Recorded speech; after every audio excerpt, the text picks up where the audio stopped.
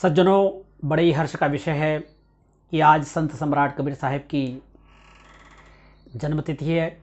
कोटि कोटि नमन और आप सभी को शुभकामना देते हुए मैं आज एक बहुत अच्छे विषय पर बात करने जा रहा हूँ। हमारे देश में दो धारा है। एक धारा कहती है कि व्यक्ति पिछले जन्मों की पुण्यात्मा और पापात्मा होता है।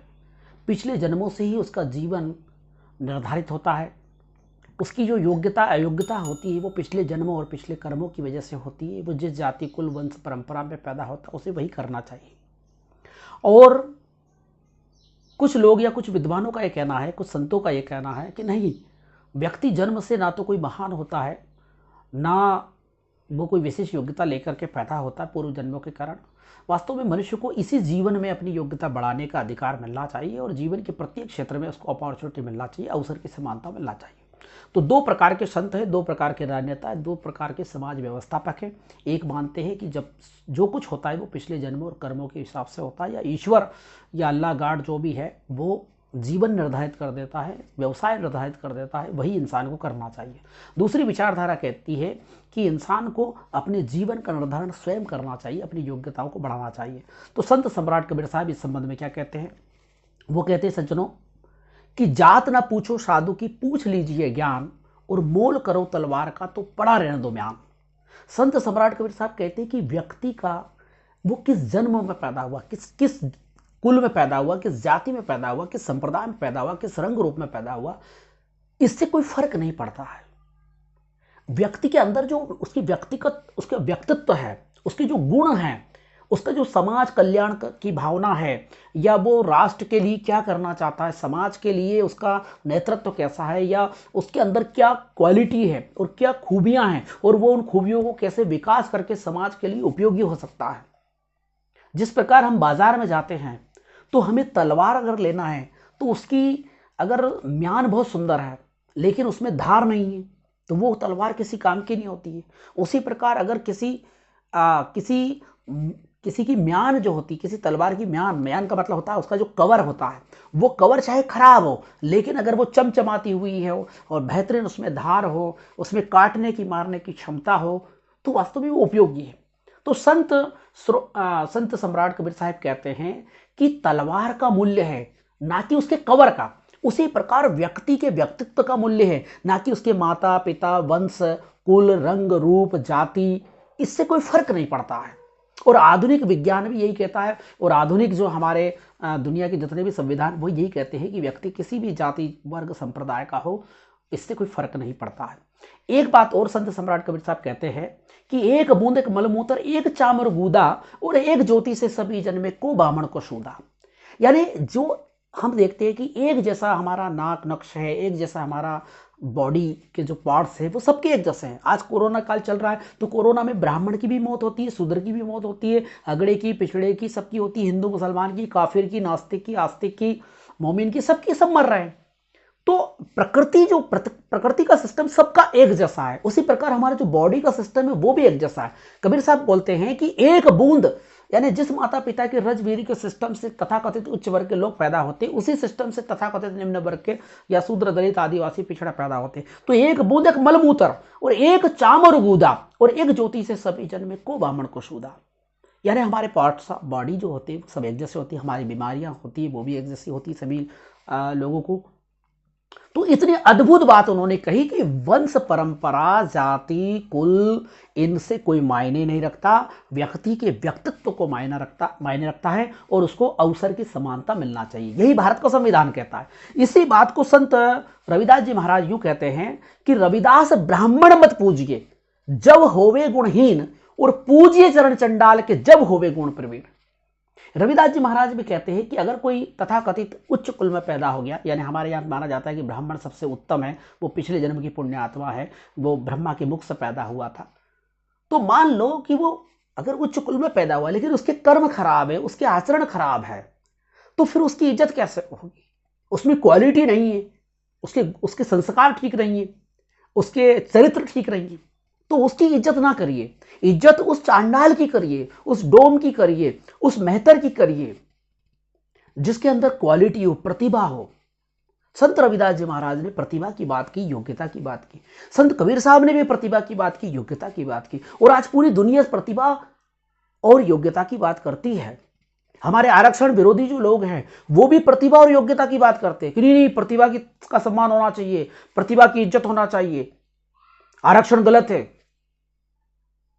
लेकिन हम देखते हैं कि जो लोग प्रतिभा की बात करते हैं वही लोग अंतरजातीय रोटी बेटी का व्यवहार का विरोध करते हैं, वही लोग योग्यता की बात करते हैं और प्रतिभा की बात करते हैं, वही लोग जाति तोड़ने के आंदोलन, वर्ण व्यवस्था को खत्म करने के आंदोलन में ना तो वो फेसबुक व्हाट्सएप पे कोई लेख लिखते हैं, ना ऐसे लोग जो जाति और वर्ण व्यवस्था के खिलाफ आंदोलन चला करके अंतरजातीय रोटी बेटी व्यवहार अपनी अपनी योग्यता के हिसाब से, अपनी अपनी प्रतिभा के हिसाब से विभिन्न जातियों के लड़के लड़की अगर आपस में शादी विवाह करते हैं तो ऐसे लोगों की ऑनर किलिंग करते हैं। और ऐसे लोग कई प्रकार के तर्क देते हैं, वंश परंपरा के तर्क देते हैं, रक्त के तर्क देते हैं कि नहीं, अंतरजातीय विवाह नहीं होना चाहिए और रक्त की शुद्धता जरूरी है।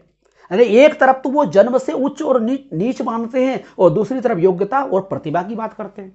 तो संत रविदास जी महाराज कहते हैं कि रविदास ब्राह्मण मत पूजिए जब होवे गुणहीन, और पूजे चरण चंडाल को जब होवे गुण प्रवीण। रविदास जन्म के कारण होत ना को नीच, नर को नीच कर डारिए ओछे कर्म को कीच। तो रविदास जी महाराज इस प्रकार कहते हैं कि व्यक्ति के व्यक्तित्व के विकास की अपॉर्चुनिटी और अवसर होना चाहिए। यही बात कबीर कहते हैं, यही भारत का संविधान कहता है और पूरी दुनिया का कानून कहता है। लेकिन हमारा धर्म क्या कहता है? हमारे धर्मशास्त्र कहते हैं, पाराशर स्मृति कहती है, दुश्शीलो अपि ध्वजा पूज्या नाचा शूद्रो जितेन्द्रिया, निर्दुग्धा चापि गौः पूज्या नाचा दुग्धवती खरी। पाराशर, महर्षि पाराशर ऋषि कहते हैं कि दुस्शीलो अपि ध्वजा पूज्या, यानी चरित्रहीन गुणहीन अगर ब्राह्मण हो, यानी शराबी कबाबी शबाबी या किसी प्रकार के जितने भी दुष्कर्म वो कर सकता है, दुश्शीलो अपि ध्वजा पूज्या, चरित्रहीन ब्राह्मण भी, दुष्चरित्र ब्राह्मण भी पूजनीय है। और दुश्शीलो अपि ध्वजा पूज्या नाचा शूद्रो जितेंद्रिया, और शूद्र जितेंद्री हो तो भी उसका सम्मान नहीं किया जाना चाहिए। यानी वो कितने गुणवान हो, धनवान हो, बलवान हो, विद्वान हो, वो चाहे ज्ञान का सूर्य डॉक्टर अंबेडकर बन जाए, वो चाहे बुद्ध बन जाए, वैसे बुद्ध तो क्षत्रिय कुल में माने जाते हैं, पर कबीर बन जाए, रविदास बन जाए, नानक बन जाए, या और भी जो महापुरुष है नामदेव बन जाए, यानी शंभु ऋषि बन जाए, ये कितने बड़े बड़े ज्ञानी ध्यानी त्यागी तपस्वी बन जाए, तो भी संतराम बीए बन जाए जो कुम्हार जाति के बहुत बड़े ज्ञानी पैदा हुए थे, सर छोटे राम जी बन जाए जो हमारे जाट जाति के बहुत बड़े विद्वान थे, तो और इसी प्रकार हमारे गुर्जर समाज में देवनारायण जी बन जाए, तो मतलब कितना ही बड़ा ज्ञानी ध्यानी त्यागी तपस्वी हो जाए, महात्मा ज्योतिबा फूले हो जाए, माता सावित्रीबाई फूले हो जाए जो विद्या की देवी मानी जाती है, और भारत में जो दलित आदिवासी पिछड़ों और सामान्य वर्ग की महिलाओं को भी पढ़ने का अधिकार उन्होंने दिया।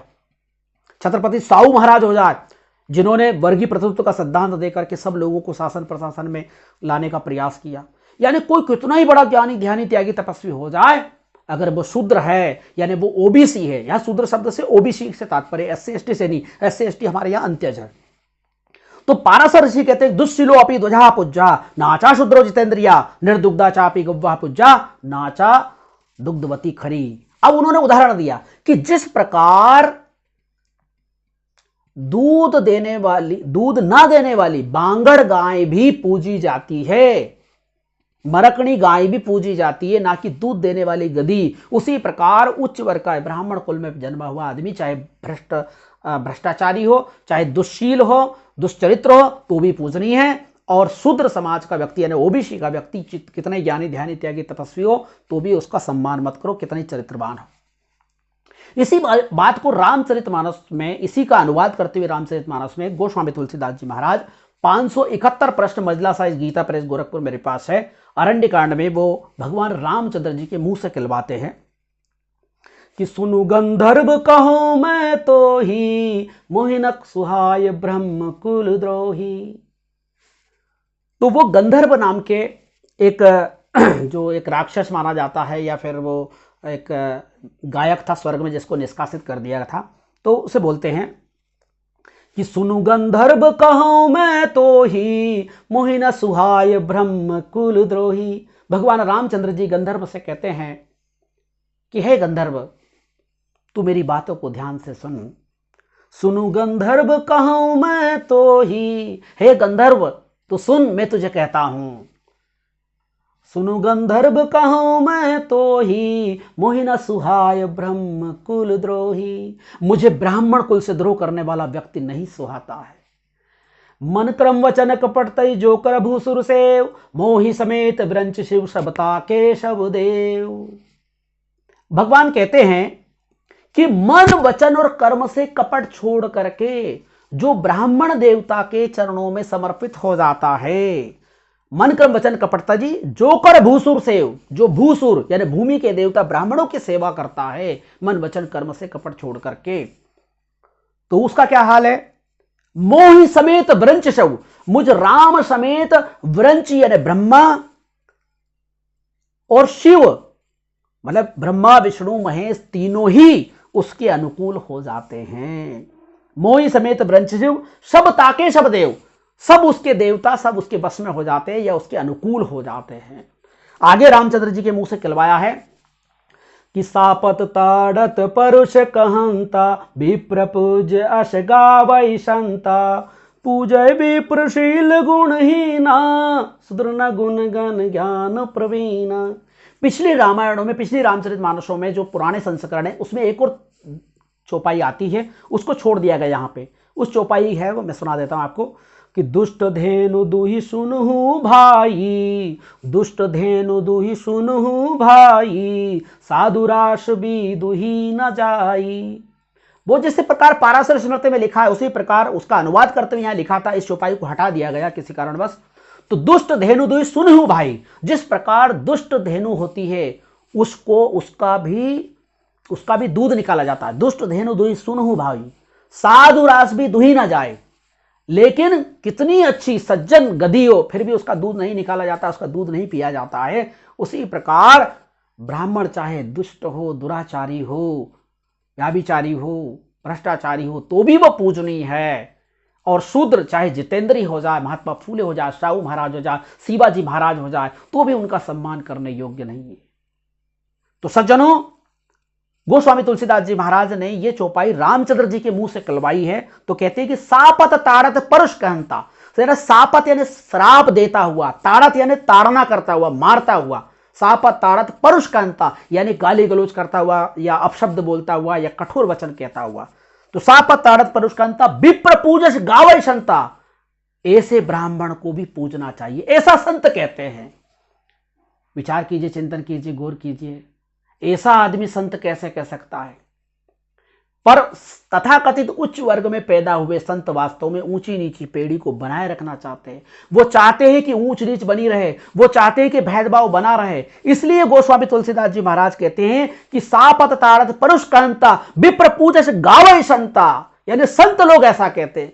अगर संत ही जात पात को मानते, संत ही ऊंच नीच को मानते, संत ही भेदभाव का समर्थन करते, संत ही शोषण का समर्थन करते हैं, तो फिर मानवता का कल्याण कैसे होगा। आखिरी चौपाई है कि पूजय विप्रशील गुणहीना और शुद्र न गुणगन ज्ञान प्रवीणा।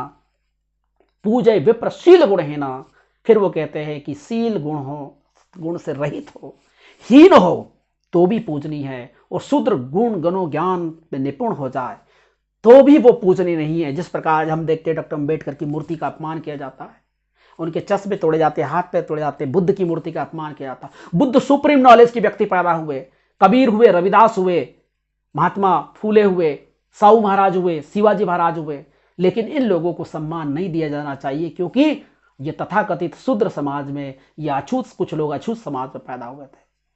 सज्जनों, इस विचारधारा की वजह से, इस मनुवादी विचारधारा की वजह से, इस शोषणवादी, वर्णवादी, जातिवादी मानसिकता की वजह से हमारे देश का, हमारे हिंदू समाज का, हमारे राष्ट्र का सर्वनाश हुआ।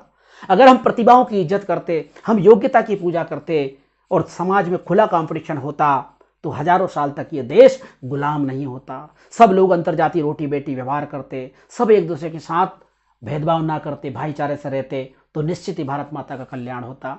सज्जनों, इस प्रवचन का मकसद किसी जाति, धर्म, संप्रदाय या किसी शास्त्र या किसी व्यक्ति के प्रति नफरत पैदा करना मेरा मकसद नहीं है। मैं सभी संतों का सम्मान करता हूँ, चाहे वो संत सम्राट कबीर साहब हो, रविदास जी हो या तुलसीदास जी हो, सब हमारे पूर्वज थे, हम उनका सम्मान करते हैं। लेकिन विचारधारा के तौर पर हमें देखना चाहिए कि कौन सच कह रहा है, कौन सही कह रहा है, कौन गलत कह रहा है, और किसके विचार आज मानवता के अनुकूल है और देश और राष्ट्र के कल्याणकारी है, समाज के कल्याणकारी है। ये निर्णय मैं आपको छोड़ता हूं कि आप रविदास जी और कबीर की बात को मानते हैं या तुलसीदास जी या जो पाराशर स्मृति उसको मानते हैं, ये आप पर निर्भर करता है। इस प्रवचन का मकसद मेरा यही है कि आप इस प्रवचन के माध्यम से आप लोग मानवतावादी बने, बुद्धिवादी बने। और कुछ लोगों का ये था कि स्वामी जी हम आपको कुछ सहयोग करना चाहते हैं, तो सज्जनों डिस्क्रिप्शन बॉक्स में मैं आपको कुछ खाता नंबर दे दूंगा। अगर आप कुछ सहयोग करना चाहते हैं, इस आंदोलन को बढ़ाना चाहते हैं, तो आप सभी का धन्यवाद, साधुवाद बहुत बहुत करता हूं।